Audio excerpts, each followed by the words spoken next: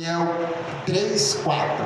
Lemos: Nisto o arauto apregoava em alta voz, ordenando-se vós uns aos outros e ao povos, nações, homens de toda a língua. No momento que ouvide o som de trombeta, de pífaro, de harpa, de salteio, de gaita, de folha, de sorte, de música, prostrarem e adorarem a imagem de ouro que o rei Nabucodonosor levantou. Qualquer se não prostrar e não adorar, será lançado no momento instante, lançado na fornalha de fogo ardente. Portanto, quando todos os povos ouvires o som de trombeta, pífaro, de harpa, de cítara, de salteiro, de toda sorte de flauta, de música, prostrarão diante da minha estátua.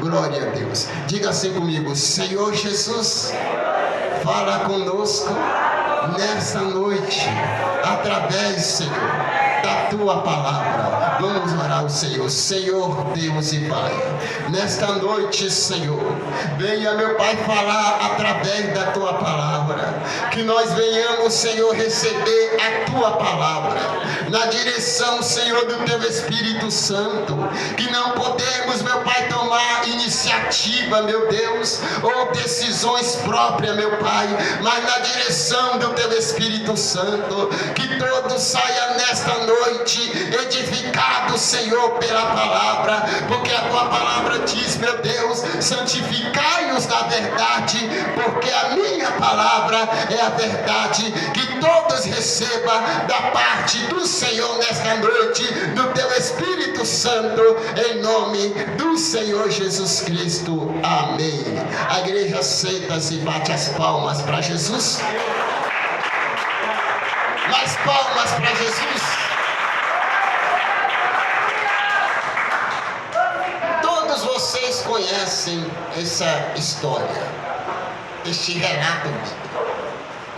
Nós sabemos que esta estátua de ouro foi criada, foi construída depois daquele sonho do rei Nabucodonosor. Aquele sonho que tirou o seu sossego, aquele sonho que te incomodou. Com o passar do tempo, aquilo que ele sonhou, ele realizou na sua vida. Mas perceba que neste texto sagrado, ele cria essa estátua como uma imagem de adoração. E naquela época, meus prezados irmãos, o rei Nabucodonosor, foi ele que edificou a grande Babilônia. Ele que edificou aquela grande cidade. Ele batia no seu peito e dizia: está aqui a minha cidade, a minha grande Babilônia. Batia no peito e dizia: ao qual eu edifiquei.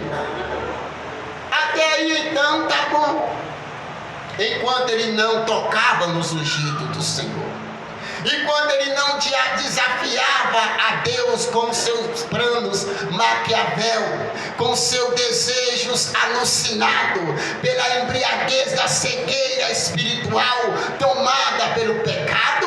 Nós aprendemos também que o rei Nabucodonosor chegou aonde chegou da parte de Deus, porque foi Deus quem enviou o rei Nabucodonosor, que ele foi chamado até de meu servo, mas por causa, meus prezados irmãos, da soberba da vida, da ganância da vida, ele deixou-se levar, e não sabendo ele que foi levantado pelo próprio Deus, depois ele desafia ao próprio Deus. Perceba neste texto sagrado, ele bateu um decreto naquela época. Ele convocou todas as autoridades presentes, os governadores, os sátrapas, os prefeitos, o juiz, todos estes pessoas, todos estes poderes estavam ainda abaixo do rei Nabucodonosor. mesmo estes juízes, essas autoridades do antepassado, o rei ainda era mais poderoso do que eles, aleluia, porque diante desse decreto que ele batisse, quando ele levantasse da província de Babilônia aquela grande estátua, aquele que não se prostrasse, dizendo ele, seria lançado dentro daquela fornalha de fogo ardente 3 vezes mais quente. Mas a gente vamos aprender diante dessa lição. A primeira lição: nunca prostra, aleluia, para o sistema. Nunca se prostra para o sistema. Outra lição dentro desta mesma lição: nunca se prostra, aleluia, nunca olha, ou melhor dizendo, para quem se prostrou. Ou seja, para alguém que deixou se levar pelo sistema mundanizado por Satanás, nunca deixa, aleluia, de se prostrar para o sistema. Quando for se prostrar, se prostra para Deus, não para o sistema mundanizado para Satanás. Perceba que diante deste texto sagrado, havia ali 3 jovens, que certamente alguns historiadores da época traz para nós que Daniel foi poupado diante esta festa, desse decreto, porque certamente Daniel tinha ganhado, aleluia, poder, ou seja, é um requisito, um privilégio, depois que ele interpretou aquele sonho do rei Nabucodonosor, e era sábio que o rei Nabucodonosor sabia que Daniel não também se prostraria diante desta estátua que ele ia levantar na província de Babilônia, porque Daniel também não servia a estátua, não servia a um Deus que tem boca, mas não fala, a um Deus que tem ouvido, mas não ouça, a um Deus que tem nariz, mas não cheira, mas não há fôlego de vida, a um Deus que tem língua, tem boca, tem olhos, mas não vê e mais não fala. A Bíblia diz, meus prezados irmãos, mas você está pregando contra a igreja católica? Sim. Porque a Bíblia diz que não adorará imagem de escultura. O Davi, salmista Davi, diz que me fugiu da memória o capítulo e o versículo, e igual a ele se torna quem adora ou venera. Como que eu disse para vocês, tem boca, mas não fala, tem ouvido, mas não ouça, tem nariz, mas não há fôlego de vida, tem boca, mas não fala, tem olhos, mas não vê. O salmista Davi diz, igual a ele se torna quem adora ou venera. E era sábio que Daniel não se prostraria diante dessa estátua que o rei prostrou, que o rei levantou na província de Babilônia. E esses 3 jovens, ele foi provado nessa prova de fogo, aleluia, mas não se vendeu para o sistema. A gente aprende muito nesta mensagem, neste livro de Daniel, que eu possa aplicar também para vocês nesta noite. Nunca negocia os seus valores. Diga assim comigo: nunca negocia os seus valores, mesmo vivendo em Babilônia. O que significa Babilônia? Babilônia significa prostituição espiritual. Quando nós se envolvemos numa promiscuidade sexual, ou seja, um adultério espiritual, como no dia de Oséias. Babilônia também traz para nós confusão. Babilônia também traz para nós, aleluia, a 7, ali quando foi da Torre de Babel também, houve uma grande confusão de língua, que não houve, aleluia, discernimento, e trouxe aquela grande confusão. Então Babilônia representa todas essas imundícias que contraria a palavra de Deus. Então quero dizer para você nesta noite: nunca negocie os seus valores, mesmo qual seja a sua situação. O irmão que louvou nesta noite falou: muitos querem ir para o céu, muitos almejam o céu, mas não quer renunciar do seu eu. não quer abandonar esse mundo de pecado, não quer deixar os prazeres do mundo. Muitos, às vezes, negociam os seus valores. Muitas vezes, aleluia, se prostra para o sistema mundanizado por Satanás. Muitos se vendem, mas eu quero dizer para você, diante destes 4 jovens, quando ele foi levado para o cativo de Babilônia, o rei Nabucodonosor, batendo o olho em meio àquela multidão, diante de Daniel, Ananias e Azarias e Misael, havia uma grande diferença, havia uma grande mudança, havia o brilho do Espírito Santo de Deus, porque era sábio dele que ele não se corromperia pelo poder de Satanás.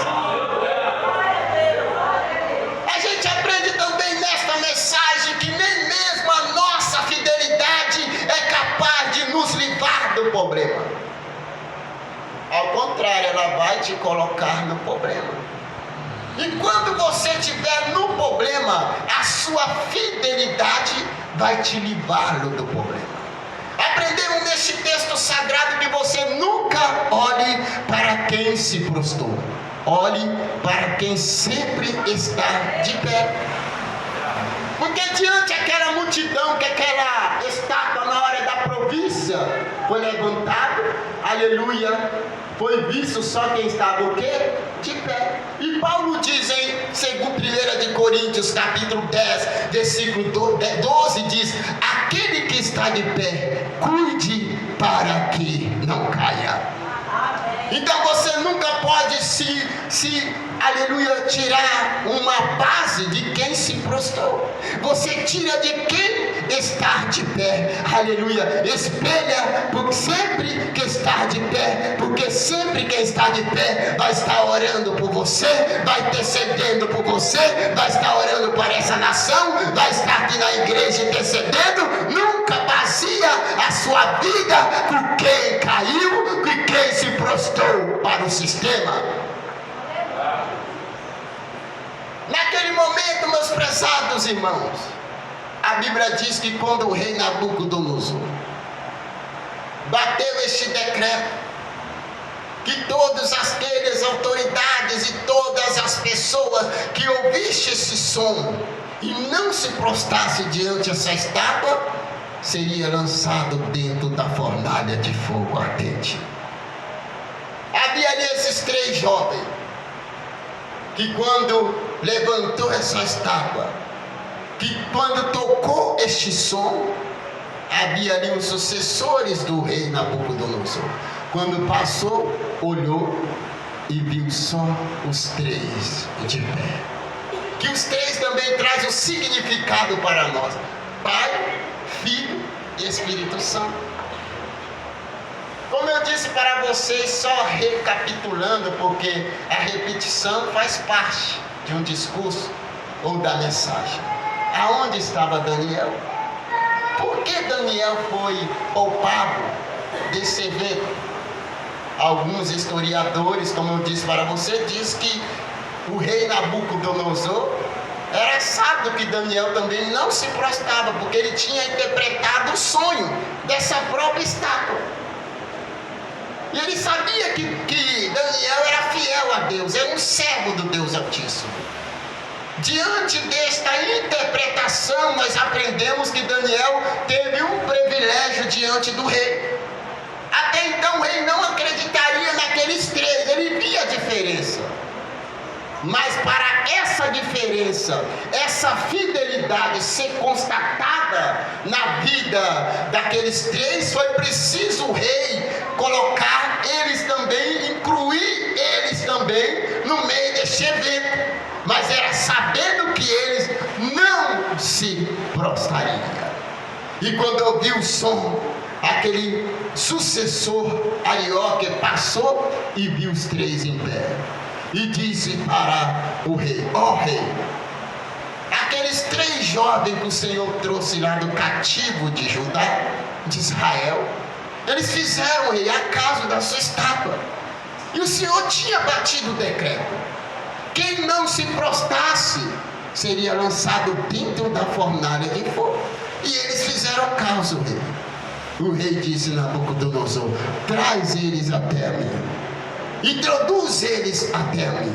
Quando chegou na presença dele, agora vai entrar a revelação da palavra, agora vai ser forte.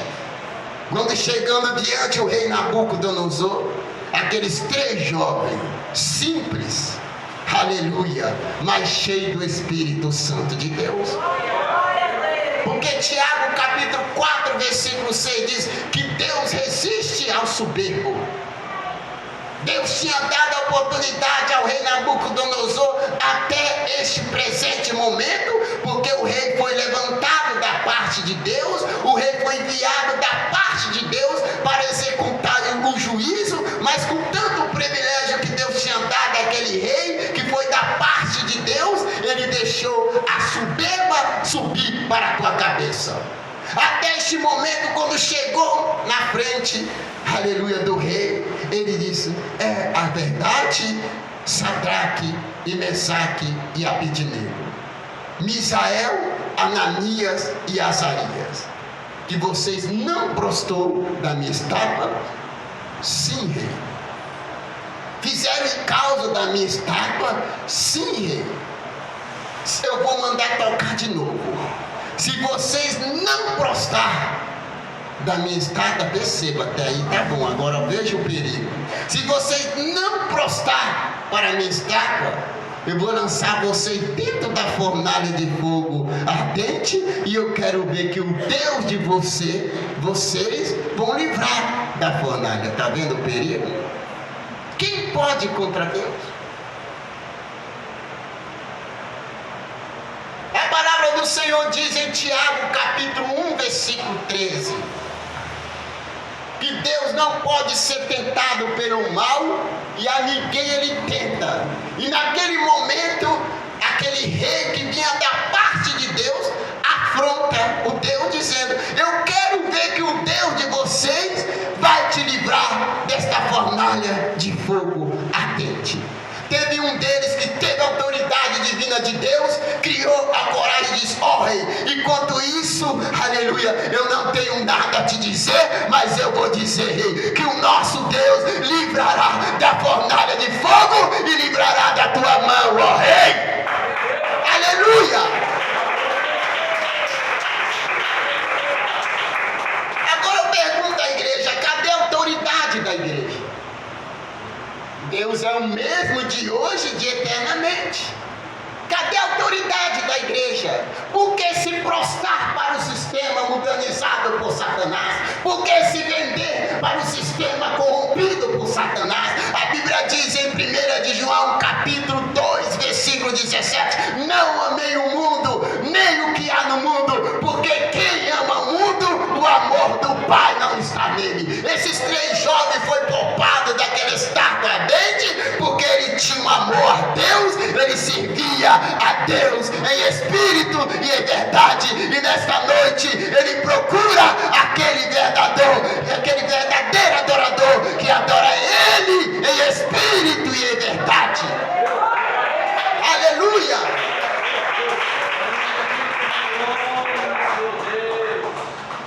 Naquele exato momento a Bíblia diz que foi lançado dentro da fornalha de fogo ardente.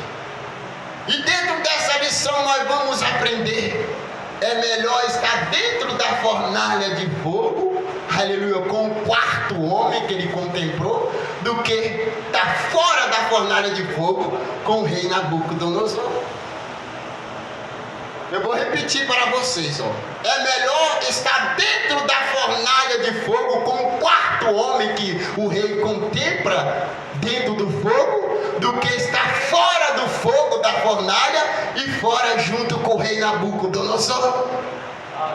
O salmista Davi diz em Salmos 23, 4: ainda que eu andasse pelo vale da sombra da morte, eu não temeria mal algum. E esses 3 jovens diziam essa palavra: ainda que eu andasse pelo vale da sombra da morte, eu não temeria mal algum, porque o Senhor está contigo. O Senhor está contigo, meu irmão. O Senhor está contigo nessa irmã. Glorifica e dá glória a Deus nesta noite. É estar fora da prova sem Deus. É melhor estar na fornalha com Deus do que estar fora da fornalha sem Deus. Porque se você não tiver Deus, aleluia, você não está protegido. E para ter a proteção de Deus, é necessário estar dentro da vontade de Deus, é necessário estar dentro da palavra de Deus, é necessário renunciar do teu eu. Naquele exato momento, a Bíblia diz que quando lança aqueles 3 jovens dentro da fornalha de fogo, que aquele rei esperava assistir aquela derrota, ao contrário, ele começa a assistir a vitória. Agora eles vão derreter, vão virar churrasco, vão virar, aleluia, cinza. E quando ele contempla, diante deste texto sagrado que a gente consegue entender, aparentemente parece que ele sente dó, que ele fica assistindo, ou ele fica querendo ver a derrota. E naquele momento que ele assiste, ele olha, aleluia, o fogo, aleluia, queimando, e nada atingia aquele jovem. Passando o momento, ele olha de novo, ele vê o anjo, o Senhor livrando aquele jovem, andando dentro da fornalha, para lá e para cá. Ele começa a admirar e dizer: eu coloquei 3, eu estou vendo 4, eu coloquei 3, eu estou vendo 4, tira eles lá deste fogo, bendito seja o Deus de Sadraque e Mesaque e Abednego. O que eu quero trazer nesta noite para você?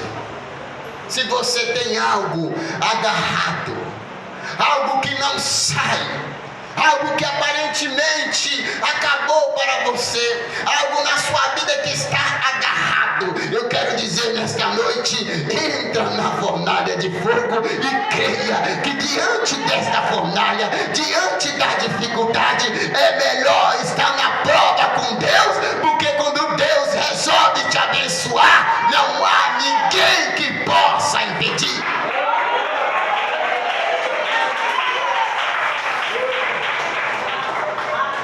Perceba que eu trouxe na mensagem ontem, Atos capítulo 3, muito bem pensam que a bênção está só dentro do templo.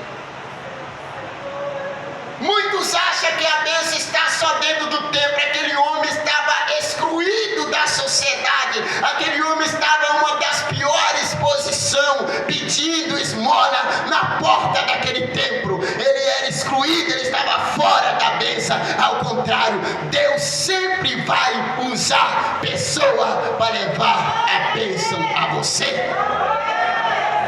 Não precisa se preocupar, meu irmão, qual seja a área da sua vida, seja sentimental, seja espiritual, seja financeira, que é hoje que tem afetado a humanidade. Eu quero dizer para você que a bênção vai chegar e Deus sempre vai usar um instrumento dele para te abençoar. Aleluia! Aleluia! O povo do antepassado, eles recebiam a bênção, sabe por causa de quê? Porque não lastimava, não murmurava, não tinha fé em Deus. Eles tinham fé convicta em Deus.